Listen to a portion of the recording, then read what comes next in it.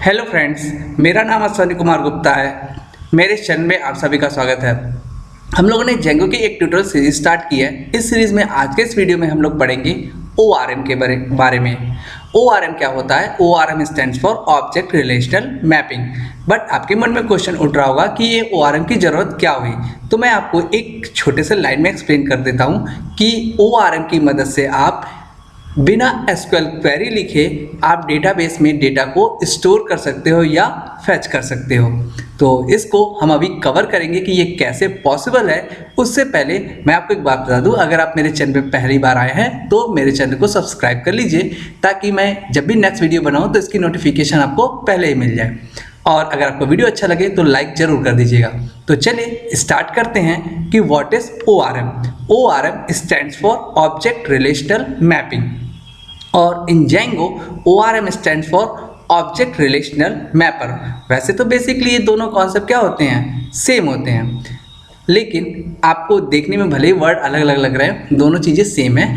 ठीक है, अब अगला क्वेश्चन है कि हम जिस वर्चुअल वर्ल्ड में आजकल जी रहे हैं वहाँ क्या है, डेटा है, और उस डेटा को एक्सेस करने के लिए हमको एप्लीकेशन की ज़रूरत पड़ती है। ठीक है, जैसे कि हम एक एग्जांपल लेते हैं। फॉर एग्जांपल, मैं फेसबुक के डेटा को एक्सेस करने के लिए पहले अपने डिवाइस में, चाहे मोबाइल हो चाहे कंप्यूटर, वहाँ फेसबुक का एक एप्लीकेशन डाउनलोड करता हूँ, तब मैं उस फेसबुक के डेटा को एक्सेस कर पाता हूँ। आप बिना एप्लीकेशन के कभी भी डेटा को डायरेक्टली एक्सेस नहीं कर सकते हैं। फॉर एग्जांपल, एक यूज़र है, जैसा कि आप फिगर में देख सकते हैं, ये एक एप्लीकेशन को यूज़ करता है और उस एप्लीकेशन की मदद से वो डेटाबेस से डेटा को क्या करता है, फैच करता है।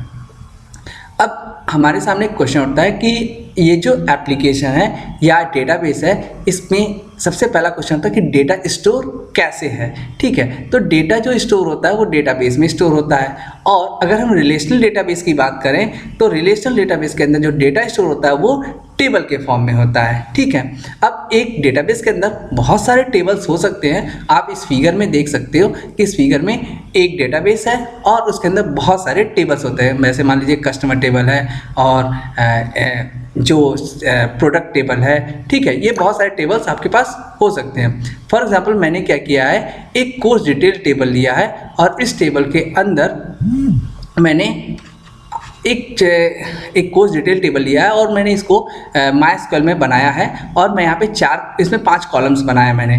पहला कोर्स ID, कोर्स का नाम, कोर्स का प्राइस, कोर्स का इमेज और कोर्स में कोई ऑफर है कि नहीं, ये। ठीक, अब क्वेश्चन है कि इस टेबल के डेटा को एक्सेस करने के लिए मुझे क्या होगा, एक एप्लीकेशन की ज़रूरत होगी।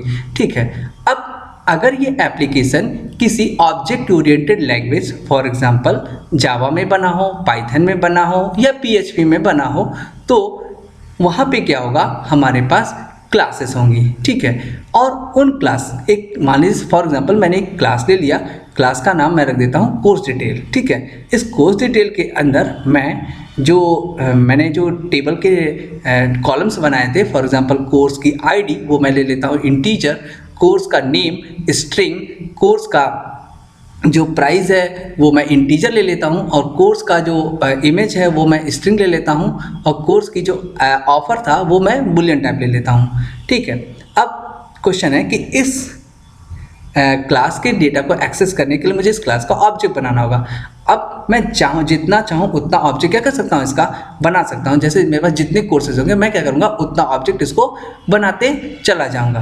अब इस क्लास के डेटा को अगर आप डेटाबेस में स्टोर करना चाहते हो, कोर्स डिटेल को, तो आपको क्या करना पड़ेगा, एक एक ऑब्जेक्ट बनाना होगा और एक ऑब्जेक्ट उस टेबल के एक रो को रिप्रेजेंट करेगा। अब क्वेश्चन है कि कोई भी एप्लीकेशन इस डेटा को उसमें पुश कैसे करेगा उस टेबल के अंदर। ठीक है, तो आपको आंसर सिंपल है, आपको इसके लिए SQL क्वेरी लिखनी पड़ेगी या SQL की नॉलेज होनी चाहिए। ऐसा ही आप हमेशा करते आए हो। लेकिन अगर मैं ऐसा कहूँ कि अगर आप SQL को यूज़ नहीं करना चाहते हो तो क्या ये पॉसिबल है, $1 मिलियन क्वेश्चन है। तो जवाब है यस, दिस इज़ पॉसिबल। और ऐसा कैसे पॉसिबल है कि हम बिना SQL का यूज़ करें इस डेटा को एक्सेस कर सकते हैं, स्टोर कर सकते हैं, और वो टेबल भी ऑटोमेटिकली क्रिएट हो सकता है। इसके लिए हमको क्या करना होगा, ORM की जरूरत होगी। वो क्या करते हैं, ORM में आपके क्लास नेम को देखते हैं और क्लास नेम के साथ से वो टेबल का नाम उस नाम से टेबल बना देते हैं। ये सब हम ऑटोमेटिकली होता है। और इसके साथ साथ वो क्या करते हैं, आपके कॉलम के जो नेम होंगे वो जो क्लास की प्रॉपर्टीज आपने लिखा था, क्लास के अंदर जो वेरिएबल बनाए थे उस नाम से क्लास का जो भी वेरिएबल था उस नाम से वो कॉलम बनाते हैं। और हर टेबल में जो एक एक रो होगा वो जो जितने भी आप क्लास के ऑब्जेक्ट बनाते जाओगे वो एक एक ऑब्जेक्ट को एक एक रो में इंसर्ट करता चला जाता है। ठीक है, आपको बस इतना करना होगा, हर बार एक ऑब्जेक्ट बनाइए और उस ऑब्जेक्ट को सेव करिए। जो आप सेव करेंगे ये डेटा आपके टेबल में ऑटोमेटिकली सेव हो जाएगा। अब आपके मन में क्वेश्चन हो रहा होगा कि क्या ऐसा सच में पॉसिबल? हाँ, तो ऐसा पॉसिबल है। आप पाइथन का जो एक जेंगो फ्रेमवर्क है वहाँ पे आप ये काम कर सकते हो। इसी तरीके से पाइथन के अलावा जावा में एक हाइबरनेट फ्रेमवर्क होता है, वहाँ पे भी आप ये काम कर सकते हो। इनके पास इतना पावर होता है कि ये इस काम को कर सकते हैं। और ऑटोमेटिकली इसमें क्या होता है कि यूज़र को सिर्फ और सिर्फ अपने एप्लीकेशन पे फोकस करना होता है, उसको इस चीज़ की नॉलेज नहीं लेनी होती कि एसक्यूएल कैसे काम करता है। अच्छा, एक और बात सोचिए कि फुल स्टैक डेवलपर के लिए बहुत इंपॉर्टेंट कॉन्सेप्ट है। तो ORM जो है एक बहुत ऑसम कॉन्सेप्ट होता है, जिसकी मदद से क्या होता है कि हम टेबल में एक टेबल क्रिएट कर सकते हैं क्लास के नेम से, और उस टेबल में हम कॉलम भी बना सकते हैं। साथ साथ उसमें जब हम ऑब्जेक्ट बनाएंगे उस क्लास का तो उसमें हम डेटा भी क्या कर सकते हैं, ऐड कर सकते हैं। और ये सिर्फ पॉसिबल किसके चलते हुआ? ये सिर्फ पॉसिबल हुआ ऑब्जेक्ट रिलेशनल मैपिंग के चलते। अब अगला क्वेश्चन है कि अगर आपको मेरा वीडियो अच्छा लगा हो तो आप लाइक ज़रूर कर दीजिएगा।